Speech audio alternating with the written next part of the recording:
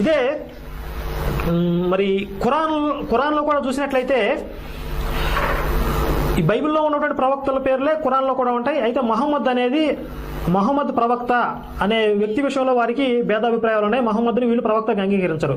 అయితే మరి ఈ మహమ్మద్ అయినా కొంచెం ఈ బైబిల్ని మించి వారికి ఆత్మజ్ఞానాన్ని చెప్పగలిగాడా అంటే ఆయన కూడా ఈ భౌతిక సంబంధమైన విషయాల మీదే ఎక్కువగా ఆధారపడినట్టుగా మనకి ఆయన జీవన విధానాన్ని పరిశీలిస్తే, ఆయన బోధనని పరిశీలిస్తే అర్థమవుతుంది. అందుకే వాళ్ళు బుర్కా అనేది స్త్రీని నిలువెల్లా కప్పి ఉంచే ఒక కట్టుబాటుని తీసుకొచ్చారు. ఎందుకంటే వారికి తెలుసు స్త్రీని చూస్తే సహజంగా ఎవరికైనా కోరిక కలుగుతుంది, కాబట్టి దాన్ని మనం నిగ్రహించలేం, దాన్ని ఎవరూ కాదనలేం. దానివల్ల చెడు ఫలితాలు వస్తాయి కనుక దీనికి ఒకటే మార్గం, స్త్రీ